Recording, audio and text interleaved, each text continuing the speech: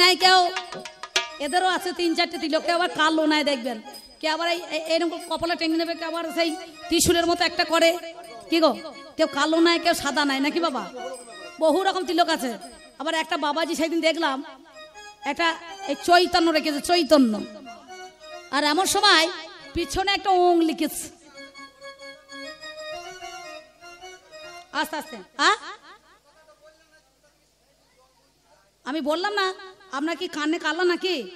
ভগবতীর ভোগ দান করেছিল যখন ভগবান, ভালো করে শুনুন, সেই দিন থেকে মেটে সিঁদুরের জন্ম হয়েছে। ছিটে ফোটা রক্ত থেকে 3টে সিঁদুর আছে, একটা চিড়ে সিঁদুর, একটা মেটে সিঁদুর, একটা ধর্ম সিঁদুর। যেদিন সাবিত্রী যমরাজার কাছ থেকে সত্যবানকে বাঁচিয়ে এনেছিল, সেই দিন ধর্ম সিঁদুর দিয়েছিল কপালে টিপ, যেটা মেয়েরা নেয়, আদৌ জানে না কেউ। এখন তো বিভিন্ন রকমের টিপ উঠেছে, কিন্তু সিঁদুরের টিপ দিতে হয়। আর নিতাইয়ের মাথা ফেটেছিল, সেদিন চিড়ে সিঁদুরের জন্ম হয়েছিল, বুঝতে পারছেন। আর যেদিন ভগবতী ভোগদান করেছিল, ওইটা থেকে মেটে সিঁদুরের জন্ম হয়েছে। হয়েছে, আমি প্রথমেই বলেছি। এতক্ষণ কি করছিলেন কাকা?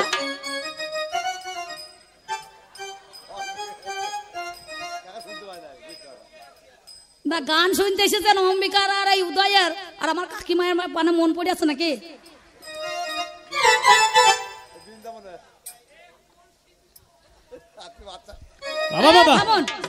পন্ডিত হয়ে গিয়েছে। হ্যালো, এইখান থেকে সিঁদুরের জন্ম হয়েছিল, জানেন তো? এটা মিথ্যা কথা নয়, এটা সত্যি কথা। প্রথম হয়েছিল মেটে সিঁদুর, ভগবতীর ভোগ থেকে। নিতাইয়ের মাথা ভাঙলো, সেদিন গৌরহরির কাছে গিয়েছিল, ওই জন্য তো বলেছিলাম নিতাইয়ের মাথাটা ফাটা কেন? শুধু নিতাইয়ের মাথা ফাটাচ্ছে কি কাকা, তাই তো? নাম যে দিতে গেল, তাহলে মাথাটা ফাটাইলো কেন? ওই কিশোরী ভান্ডার থেকে নাম আনতে আনতে মাটির পাত্র ফেটে গিয়েছিল, কলসিটা। ওই ঝোলাতেও আনে নাই, তিলক আনে নাই, এরিয়ালে আনে নাই, অ্যান্টনে আনে নাই, ও কৌপিন আনে নাই, মালাতেও আনে নাই। যার জন্যে সেদিন বললো, আজ যখন আমাকে ফেলে দিলি, তুই ফাটিয়ে দিলি, এই কলসির কানা দিয়ে জগাই মাদাই মাথা ফাটিয়ে দেবে, জগাই মাদাই মাথা ফাটিয়ে দেবে। এটা আমার কথা নয়, ছিল ওর কথা। তো ওর বোঝা আমাকে চাপাইলে হবে? হ্যাঁ, কি বলতে হয় বলুন দেখিনি? কাকা কথা করিমপুর আর করিনা কাপুর এক করছে গো। এই আমার মা যদি এত খারাপ হবে কেন? নিধু বনে কৃষ্ণ কালী,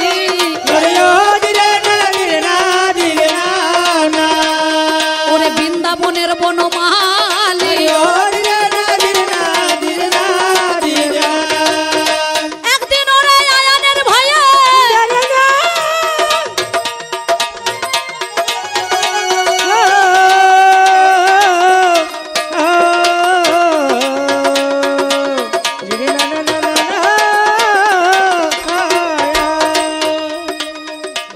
ঘোষের ভয়ে গো, জানেন মহাশয়, আমার রাধা রানীর ঘরে ঢুকেছে কৃষ্ণ দয়াময়। কি কাকা, তাই তো? এবার জটিলা কুটিলা গেল আয়ানেরও কাছে। আয়ান মানে আগলদার বাবা, নয় তো কথা মিছে। আয়ান মানে আগলদার, নাকি বলছেন? ভক্ত বাঞ্ছা কল্পতরু ভক্তাধীন গোবিন্দ। ভক্ত যদি সুখে থাকে পাই তাতে আনন্দ। ভক্ত আমার মাতা পিতা, ভক্ত আমার গুরু, ভক্ততে নাম দিয়েছে বাঞ্ছা কল্পতরু। ভক্ত বল শক্ত কথা, গুরু রয় বসে, গাছের ফল গাছে থাকে, বোঁটা পরে খসে না। বললো তুমি ভক্ত, আজ যখন রাধারানীকে চাইছো, এখন হবে না, আগত যেদিন ওই কলিযুগের মধ্যে, দাপর যুগের মধ্যেখানে যাবে, এ তখন লক্ষ্মী, লক্ষ্মীর অংশে রাধারানী, সেদিন তুমি যাবে আয়ান হইয়ে, নাকি বাবা? আয়ান আগলদার হবে, কিন্তু ভাগটা আমার থাকবে, বুঝতে পারছেন না? নাঙল দিল, বোটা দিল, কিন্তু ফাল দেয় না, দিয়েছে। এমন সময় কি হইল জানেন মহাশয়, ওরে রাধা রানীর ঘরে ঢুকেছে কৃষ্ণ দয়াময়। জটিলা কুটিলা বলে, ওরে আয়ান শোনো, তোমার রাধা ভালো নয়, কই আমার কথা মানো। কালার সঙ্গে করে বড় গো, বসে করা জানি, হলো সেজন্য দেখো আমার ওই না কলঙ্কিনী। এবার আয়ান দেখো কথা শুনে গো কি করিল হাই, শালা গয়লার মরদ ফাটা বাঁশ নিয়ে সেজনে চলে যায়। মাঝে মাঝে দেখবেন আপনাদের এলাকায় তো বিশাল বাউল গান আছে না? এই এলাকায় প্রচুর বাউল হয়। মাঝে মাঝে বলে, কালো কয়লার মতো ময়লা ছেলে মজিয়ে দিল মন, কালো কয়লার মতো ময়লা ছেলে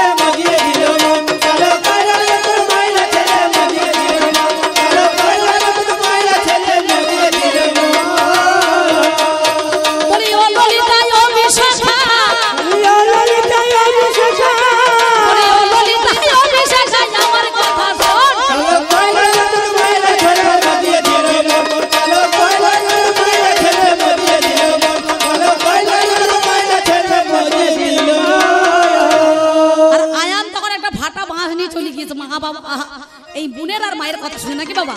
তখন কৃষ্ণ দেখছে নিধুবনে কালী সেজেছে আর রাধারানী কালী পূজা করছে নাকি বলছেন। হাতে তার নৈবেদ্য থালা মালা, বলে কোথায় সেই গয়লার মরদ কই, বললো নাই তো। দেখছে কৃষ্ণ কালী সেজেছে নাকি বাবা। তাহলে আমার মা যদি এত খারাপ হইলো, তোমার ওই বাবা কেন নিধুবনে কালী সেজেছিল,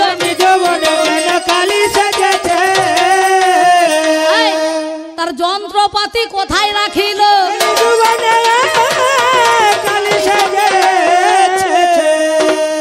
সেদিন বাঁশি ছেড়ে ওরে ওষি ধরে দাঁড়িয়ে আছে, ওরে ওষি ধরে বাবা দাঁড়িয়ে আছে, ওরে কালো শশী সেজনে হয়তো মিছে,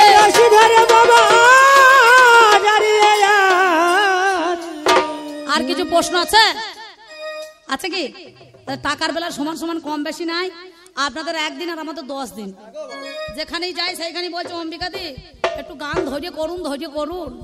সবাই মিলে যদি আমাদেরকে ধৈর্য করিয়ে নেয় তাহলে আমরা কদিন বাঁচবো বলুন তো। বোম্বে বাক্যু খায়, বাক্যু তায়ু খায়, আমাদের আর লাস্টিং নাই। তাহলে ওনার যা প্রশ্ন ছিল, এই তিলক সুন্দরভাবে এই মাথাটা কার সেটা আপনাদের কাছে বলা হয়েছে। দেখো গান আছে 60 আর বৈষ্ণবে, মা কি করেছে, মা কার মাথা কেটেছে না কি করেছে সেটা তোমার জানার দরকার নাই, তাই না? আমি মায়ের উপাসনা করি, মায়ের পূজা করি, তন্ত্রমন্ত্র যজন যাজন অধ্যয়ন। তবে এখনকার আর বামুনরা ভালো করে মায়ের পূজা করে না, করে এখন বামুনরা খুব লোভী হয়ে গেছে, কিছু মনে করিন না।